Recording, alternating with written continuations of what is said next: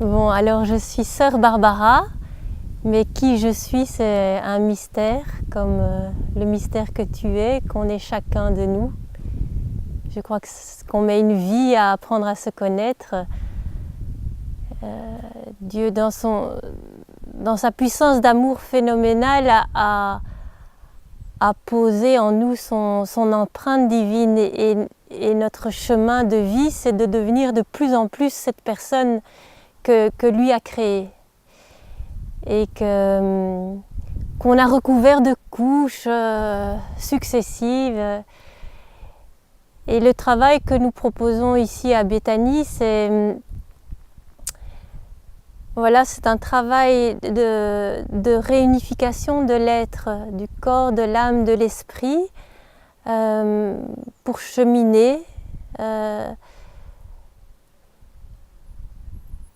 vers notre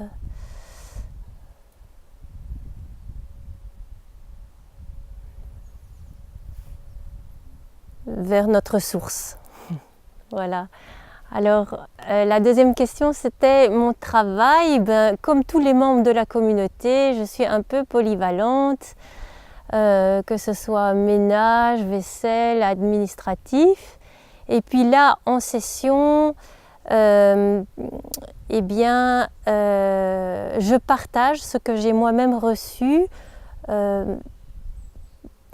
dans des exercices vocaux et des gestuels aussi qui s'inspirent de différentes pratiques.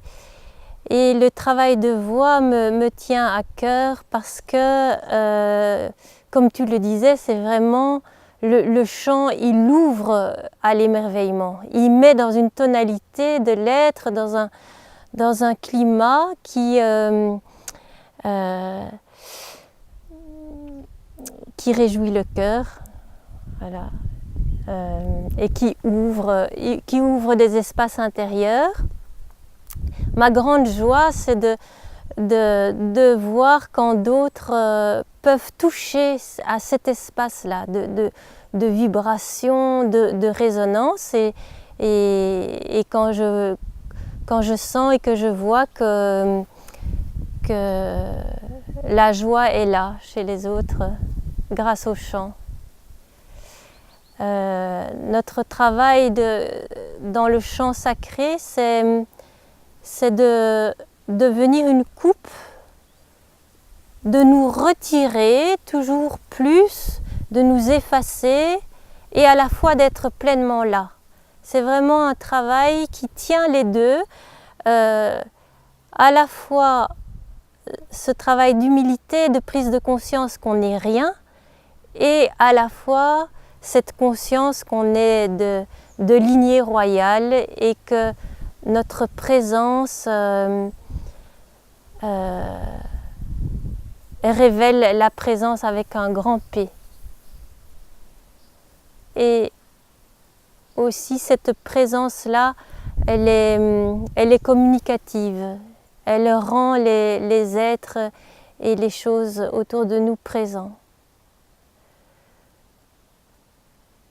Voilà, alors quand tu parlais de l'émerveillement et de l'esprit d'enfance, je crois que c'est vraiment un don que chacun de nous on reçoit à certains moments fugaces, des moments d'émerveillement, mais c'est aussi tout un travail et un exercice qui se pratique au quotidien.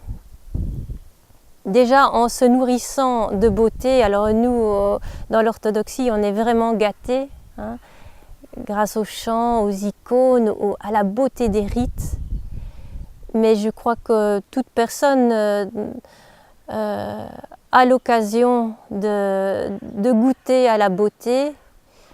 Il y a une belle prière qui dit « Seigneur, donne-moi de voir mes frères comme tu les vois toi-même et ainsi ne voir que le beau en chacun ». Et voilà, c'est un bel exercice de percevoir la beauté, l'image de Dieu dans l'autre. Et la poétesse Marie-Noël, elle dit Sachons mettre dans notre vie d'adulte le sérieux que met un enfant quand il joue dans ses jeux. Et effectivement, je pense que c'est très important, essentiellement dans le chemin spirituel, de cultiver la légèreté et l'esprit d'enfance, parce que la barre est tellement haute qu'on peut vite se décourager. Et pouvoir rire de soi, pouvoir jouer, dans certaines traductions des psaumes, le roi David dit « je joue pour Dieu ». Et moi je crois que vraiment notre relation au Seigneur, elle peut être ludique. Mon père spirituel me disait souvent « transforme tes monologues en dialogue ». Et dans la journée, pouvoir converser avec le Seigneur et puis voilà, être comme, je crois que la grande force des petits-enfants, c'est qu'ils ne sont pas autonomes, ils ont besoin de l'autre, ce sont des êtres vraiment de relation.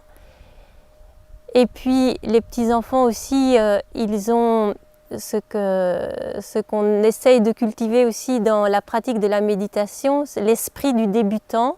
Tout est neuf pour eux. Maurice Zindel dit que Dieu te soit neuf à chaque jour. Voilà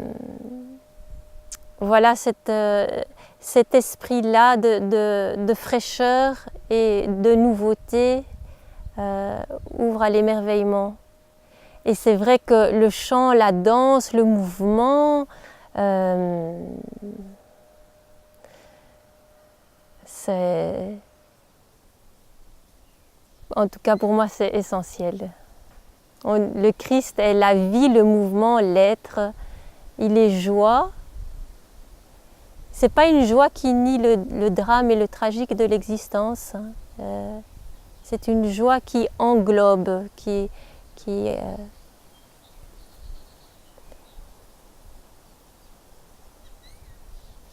une danse avec Dieu finalement. Voilà, exactement, c'est une danse avec Dieu.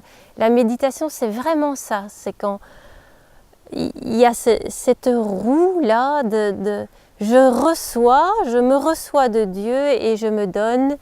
On dit que la belle Trinité de Roublev, cette icône, qu'il y a vraiment une danse entre les trois personnes divines. Et c'est beau, j'aime beaucoup l'image de la danse. Alors peut-être on peut utiliser aussi ici dans nos stages l'image des arts martiaux. Mais dans la danse, il y a aussi quelque chose de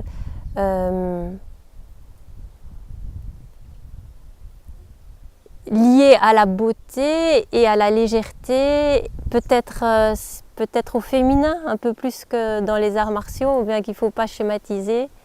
Mais il y a cette même notion de danser avec la force du partenaire. Voilà. Mais c'est ça, c'est vraiment la danse. Regarde quand tu vois les